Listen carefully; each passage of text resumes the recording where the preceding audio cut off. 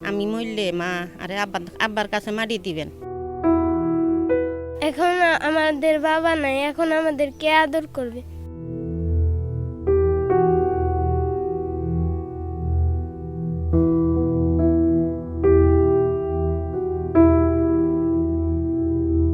মানিক রাজের মানিক গত বছরের 5ই আগস্ট রাজধানী ঢাকার উত্তরায় পুলিশের গুলিতে নিহত হয়।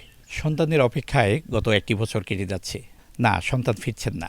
একসময় বাড়ির সামনে থেকে মা মা করে ডেকে উঠতেন সেই মানিক হোসেন গত বছরের 5ই আগস্ট রাজধানী ঢাকার উত্তরায় পুলিশের গুলিতে নিহত হন। তারপর দিন বাড়িতে তাকে দাফন করা হয়। তবে মানিক হোসেন যখন ছাত্র জনতার আন্দোলনে যোগ দিয়েছিলেন, প্রায়শই মাকে ফোন করে বলতেন, মা আমি যদি মারা যাই তাহলে আমাকে দাফন করবেন বাবার কবরের পাশে। তাই হলো, মানিক হোসেন 5ই আগস্ট শহীদ হলেন। আমি মরলে মা আরে আব্বার কাছে মাটি দিবেন।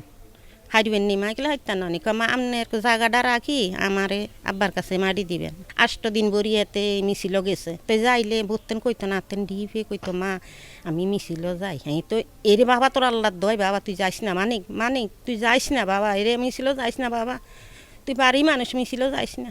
তো এটা কইলে ফোনকা কাটিয়ে দিত। এই যেদিন মরবে আগের দিনও পানি খাওয়াইছে, যেদিন মরবে দিন হোস্টেলের খিচুড়ি নি 4-5 জনে মিলি বই একখানো খাই আইসামুদ করি। একটা হুন্ডা যায়, হুন্ডার মধ্যে উডি হাতে করে গেল কিন মিছিল। এ যাইয়ে মা ফোন দিছে, মা কি করেন ভাত খাইছেন? 1 ঘন্টায় ঘন্টায় কেদিন ফোন দিছে।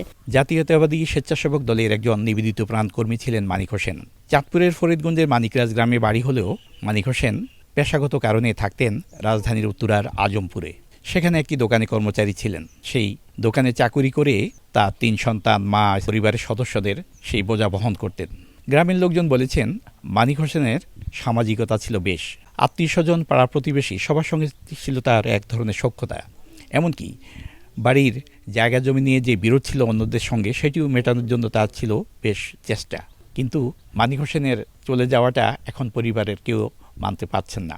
গত 1 বছর তাদের অপেক্ষায় আছে, হয়তো সন্তানকে ফিরে পাবেন না মা ফাতেমা বেগম। তার এখন একটাই আকুতি, যারা তার সন্তানকে হত্যা করেছে তাদের জন্য দৃষ্টান্তমূলক শাস্তি হয়। আমার বাবা উত্তরা আজিমপুর থানা রোডের সামনে মারা গেছে। আমার বাবা আমাদের অনেক আদর করত।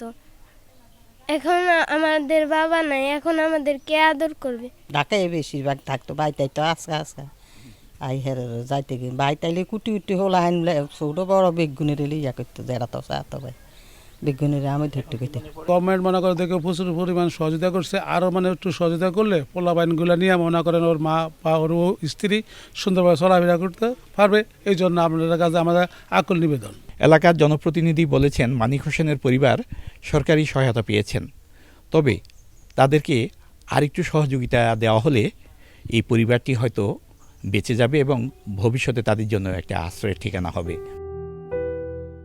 ফারুক আহমদ, সময় সংবাদ, চাঁদপুর।